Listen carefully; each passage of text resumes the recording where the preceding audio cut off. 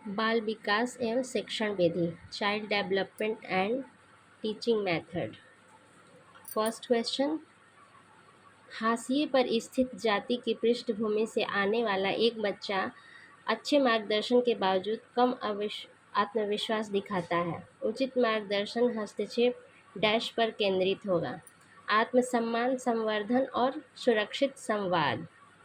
दूसरा, धार्मिक भेदभाव का सामना करने वाला बच्चा डैश का अनुभव कर सकता है।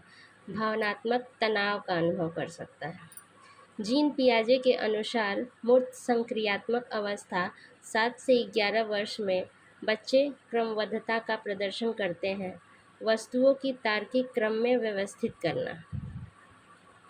शिक्षण को सर्वोत्तम रूप में इस प्रकार परिभाषित किया जा सकता है। अधिगम को सुगम बनाना।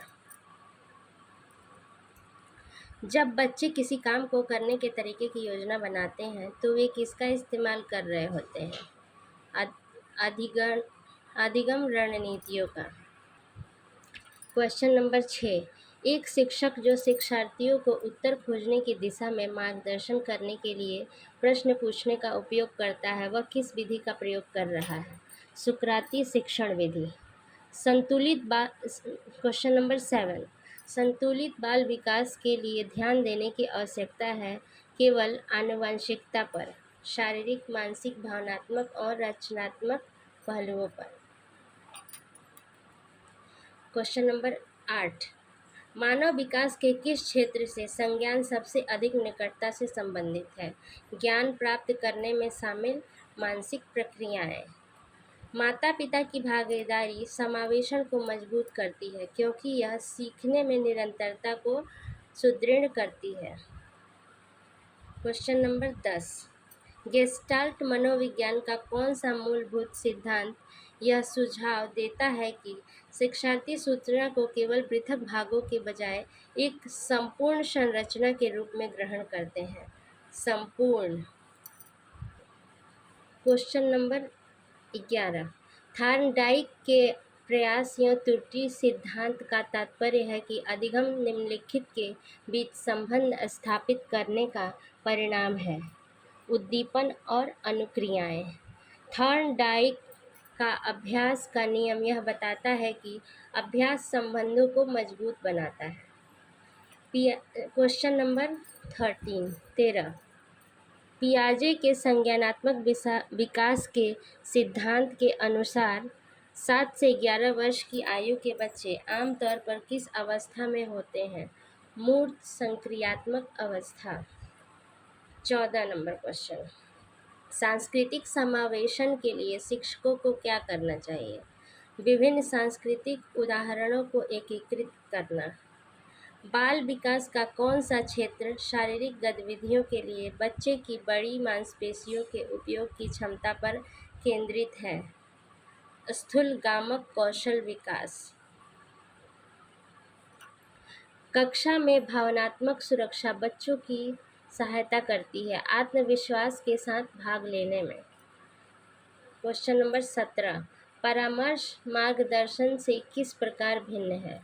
परामर्श आमतौर पर व्यक्ति केंद्रित होता है जबकि मार्गदर्शन अक्सर समूह केंद्रित होता है। वे तकनीकें जो विद्यार्थियों को उनकी सोच के प्रति जागरूक होने और उनके सीखने के तरीके पर विचार करने में सहायता करती है, उन्हें कहा जाता है अधिसंज्ञानात्मक रणनीतियाँ। क्वेश्चन नंबर 19, रचनावादी शिक्षण में निम्नलिखित में से किस पर जोर दिया जाता है? शिक्षार्थी की गतिविधि।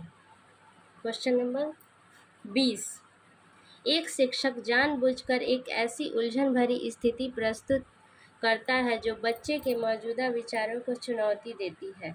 यह रणनीति बढ़ावा देती है संज्ञानात्मक असंतुलन को।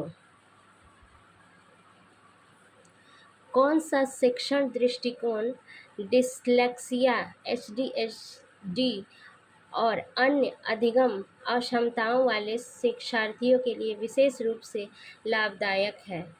क्योंकि यह विभिन्न प्रकार के संवेदी अनुभवों का उपयोग करता है। बहुसंवेदी अधिगम बाल विकास को मनुष्यों में जन्म और जीवन की किस अवस्था के बीच होने वाले जैविक, मनोवैज्ञानिक और भावनात्मक परिवर्तनों के अनुक्रम के रूप में परिभाषित किया गया है। किशोरावस्था का अंत। Question number 23। एक विद्यार्थी बार बार अभ्यास करने के बाद अपनी लिखावट में सुधार करता है। यह थॉर्नडाइक के किस नियम को दर्शाता है? अभ्यास का नियम। थॉर्नडाइक के सीखने के प्राथमिक नियमों में से कौन सा नियम यह सुझाव देता है कि जब किसी स्थिति की पुनरावृत्ति होती है तो वह अनुक्रिया जिसके बाद कोई संतोषजनक स्थिति उत्पन्न होती है उसके दोबारा होने की संभावना अधिक होती है? प्रभाव का नियम। पियाजे के संज्ञानात्मक विकास के सिद्धांत के अनुसार औपचारिक संक्रियात्मक अवस्था की सबसे विशिष्ट क्षमता कौन सी है? अमूर्त और तार्किक तर्क। वह शिक्षण विधि जिससे विद्यार्थी अपने स्वयं के अवलोकन और प्रयोगों के माध्यम से तथ्यों और समाधानों को खोज सकते हैं कहलाती है। अन्वेषण विधि। Question number 27। क्रिया प्रसूत अनुबंध अनुकूल में रूपण आकार देने का तात्पर्य है क्रमिक सन्निकटनों का क्रमिक पुनर्बलन। सीखने में कठिनाई की शीघ्र पहचान से डैश में सहायता मिलती है। समय पर उपचारात्मक सहायता में सहायता मिलती है। वाक बाधित बोलने में कठिनाई वाला बच्चा अपने अधिगम को सबसे अच्छी तरह निम्नलिखित के माध्यम से प्रदर्शित कर सकता है। अभिव्यक्ति के वैकल्पिक तरीके। एक शिक्षण दृष्टिकोण जिसमें शिक्षक सीधे विद्यार्थियों को अवधारणाओं, विचारों और सिद्धांतों को समझाता है कहलाता है व्याख्यात्मक शिक्षण। यह हमारे बाल विकास के यानी कि CDP के टोटल 30 क्वेश्चन के आंसर हो गए।